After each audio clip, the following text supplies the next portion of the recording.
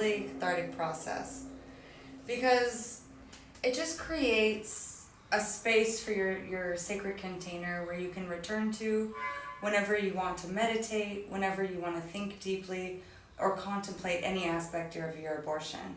It's a really beautiful way to just give reverence to the experience and hold the experience in a really sacred way. Really just clean the space, clean myself. I like to always have a candle going on my altar. I'm also going to be adding an Empress tarot card today, and she really just symbolizes feminine fertility and feminine energy. I also really like to add the abortion pills themselves to the altar to really bless the pills that we're going to be taking into our bodies during this process. And before having your abortion, I would even just recommend giving them a nice sage or a nice Palo Santo or with incense or another smoke to really cleanse the energy and really bless them and really put your intention for healing into the pills before you take them.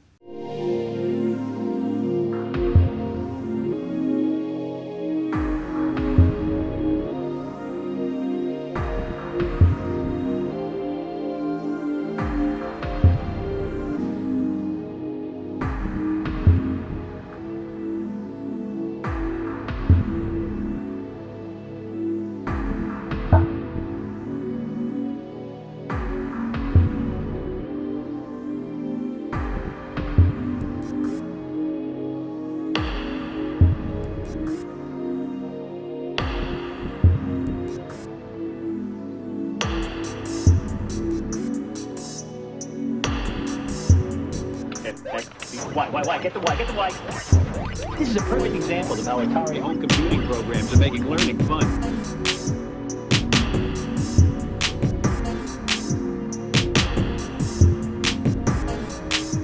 Get the eye.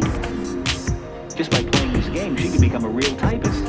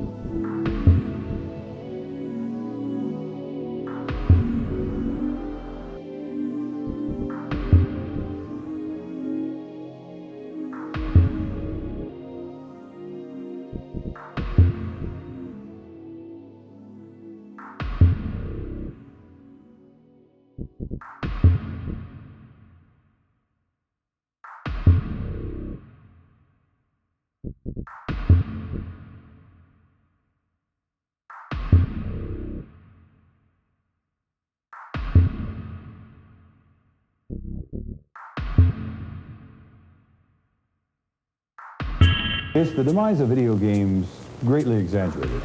Well, I think it is. I think it's part of not understanding the industry and not understanding two things that the industry is really a part of. One, that it's an entertainment form, and entertainment forms typically have peaks and valleys. And secondly, it's very, very much attached to a dynamic technology base which can drive it forward at any time.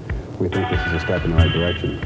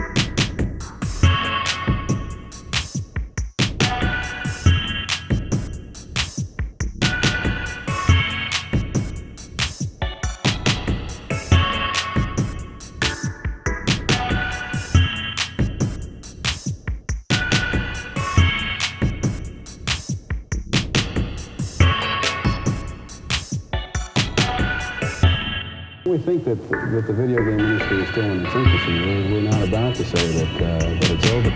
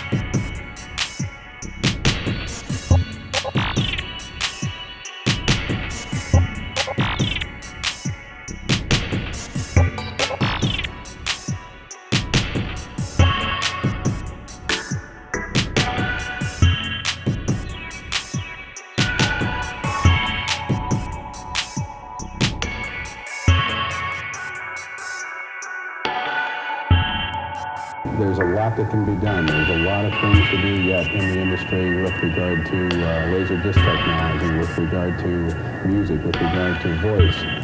The whole concept of interactive entertainment is alive and well in video games today.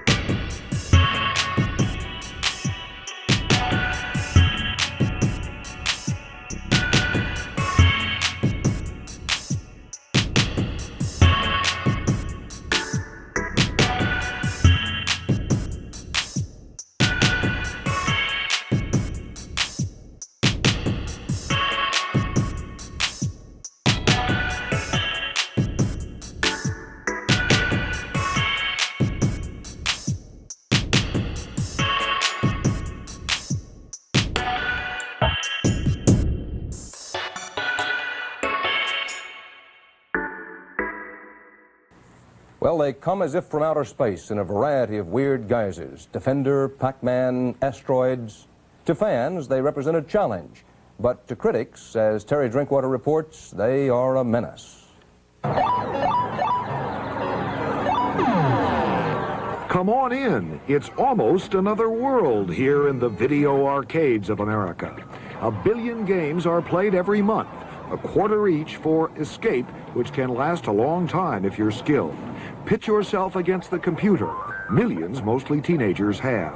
So many, in fact, that psychologists are beginning to worry that some youths are becoming spaced out on the space games.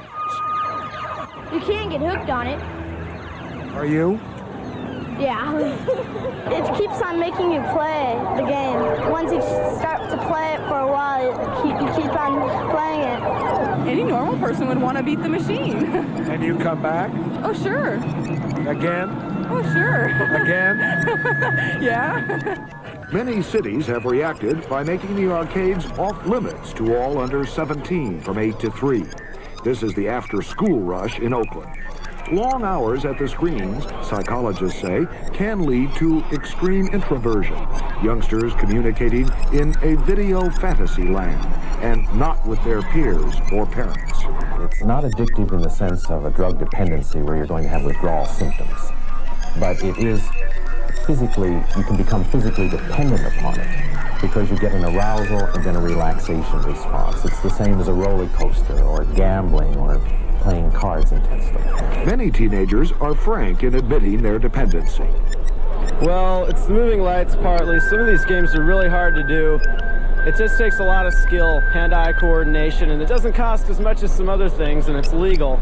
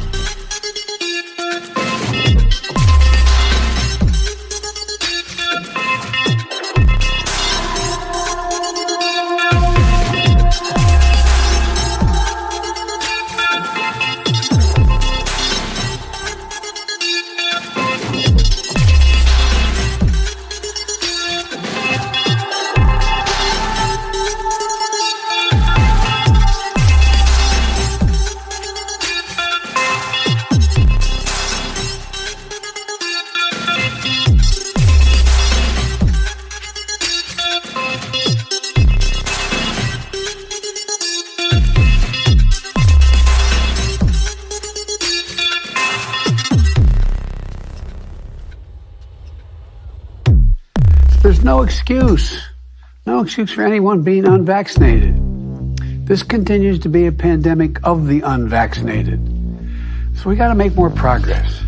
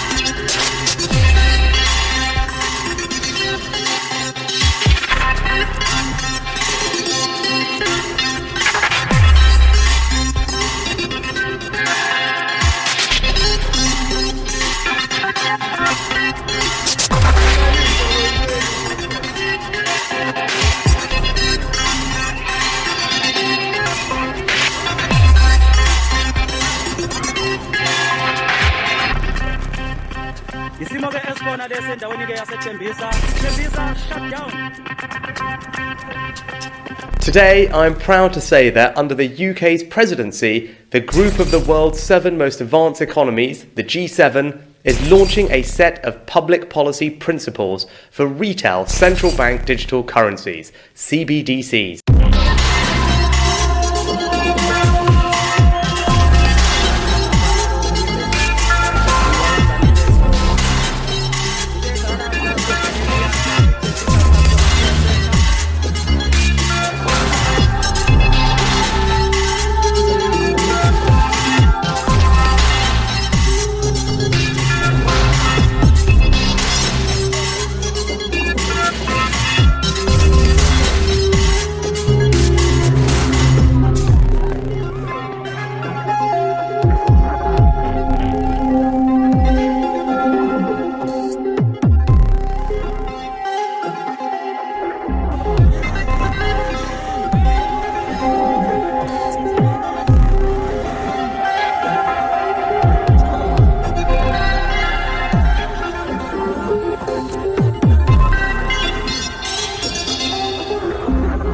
Not an extremist, I really am not. I just like to show my 3D printed guns.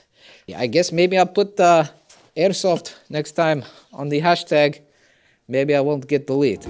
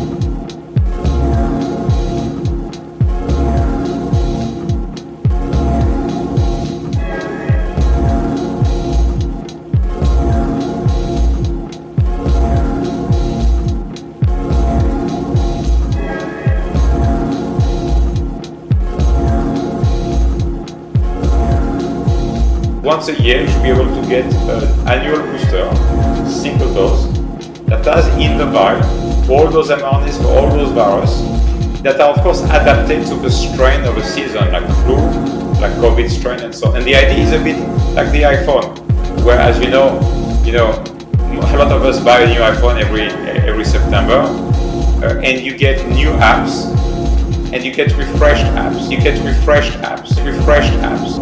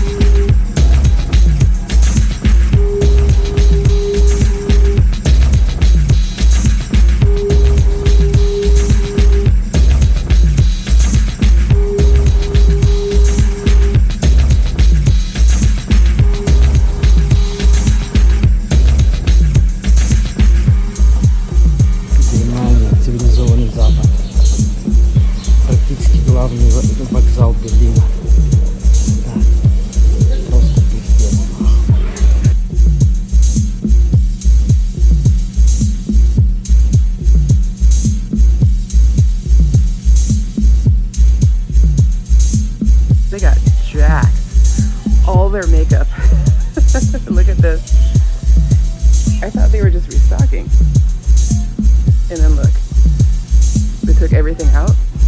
And these are all taped up. I guess they got smashed.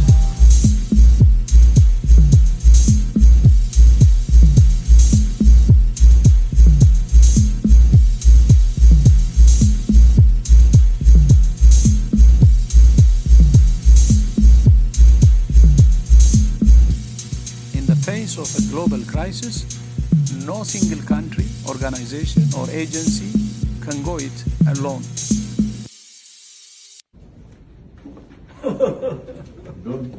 Don't be afraid. We talk to each other. You're among friends. Yes. Shake hand again? Yes.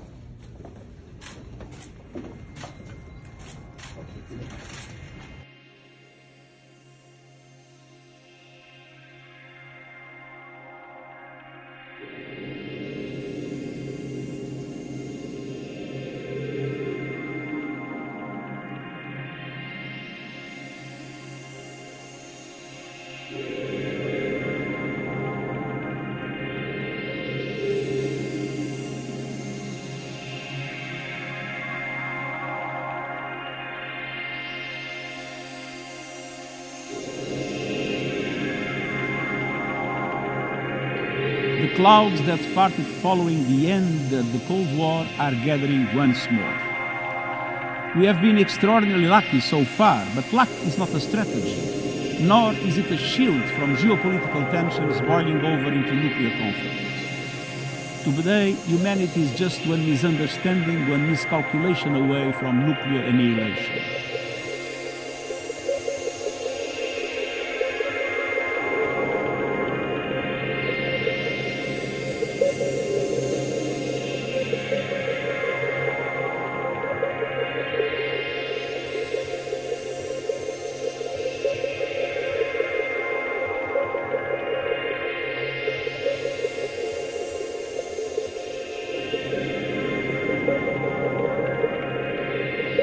Какое-то количество людей находилось ближе одного солдата, она его засыпала песком.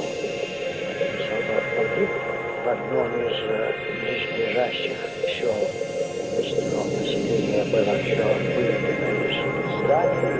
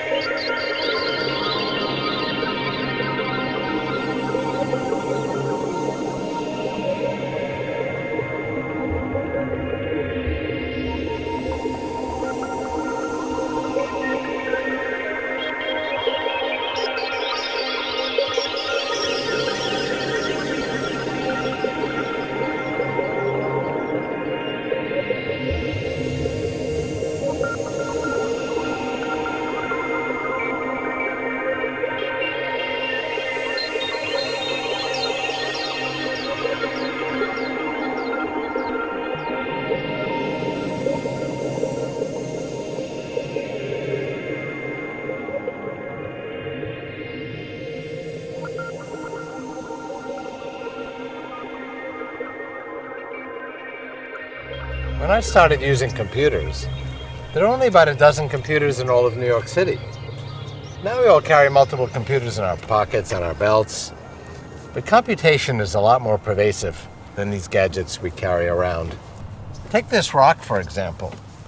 Doesn't look like it's doing very much, but it has trillions of atoms and molecules in here. They're all moving around, bouncing against each other at incredibly high speeds. That's computation. That's not very useful today. It's organized kind of randomly. We can't communicate with it very well, but we're going to change that. We're going to reorganize the vast amount of computation in this rock to make it useful. And it won't just be raw computation. We'll infuse it with exquisitely intelligent software, vastly greater than our intelligence today, and with all the knowledge of the human-machine civilization. This rock is going to be a trillion times more powerful than all biological human brains today. This is going to be quite a valuable rock. We call matter and energy reorganized in this way computronium. We're going to reach these limits late in this century, and at that time, we're going to turn many of the rocks and other stuff suitable for computation into computronium. And so, to keep the expansion of our intelligence going, we will then need to spread out to the rest of the universe, turning some portion of it into computronium. How fast can we do this?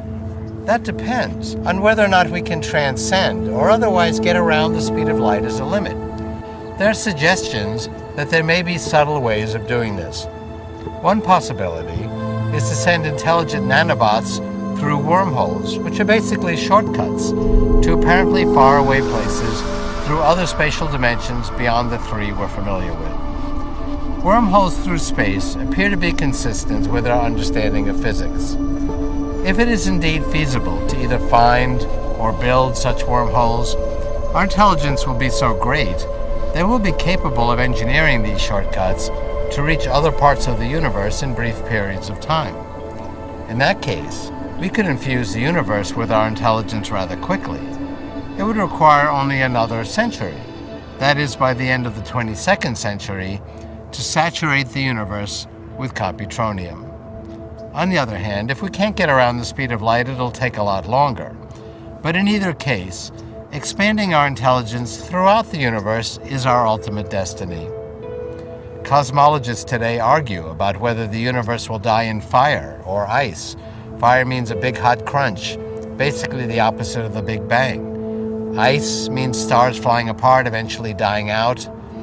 Both of these views of cosmology assume that intelligence has nothing to do with it, that intelligence is just a bit of entertaining froth that dances in and out of the dumb celestial forces that rule the universe. But this perspective ignores the law of accelerating returns. As a result of the exponential expansion of our knowledge and skill, the universe will ultimately be infused with computronium and with the vast intelligence of our human-machine civilization. So the universe will wake up, and we will intelligently decide its fate.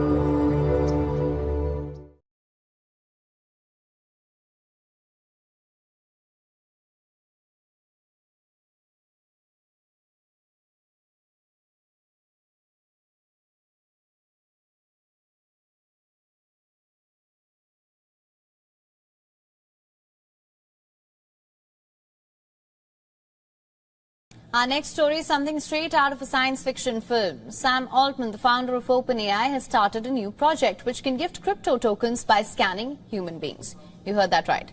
The project is called WorldCoin. It aims to provide a unique world ID to humans. That will be done by scanning a human eyeball using WorldCoin's orb. It's a silver ball about the size of a bowling ball. The project has 2 million users from its beta period. With Monday's launch, WorldCoin is now scaling up orbing operations to 35 cities in 20 countries. Other users can secure their tokens by downloading the company's app until they receive access to the orb. Those who sign up in certain countries will also receive WorldCoin's cryptocurrency token, that's the WLD. The cryptocurrency aspect of the World ID is important. That's because cryptocurrency blockchains can store the world IDs to preserve privacy and cannot be controlled or shut down by any single entity. The project believes that world IDs will be necessary in the age of generative AI, which produces remarkably human-like language.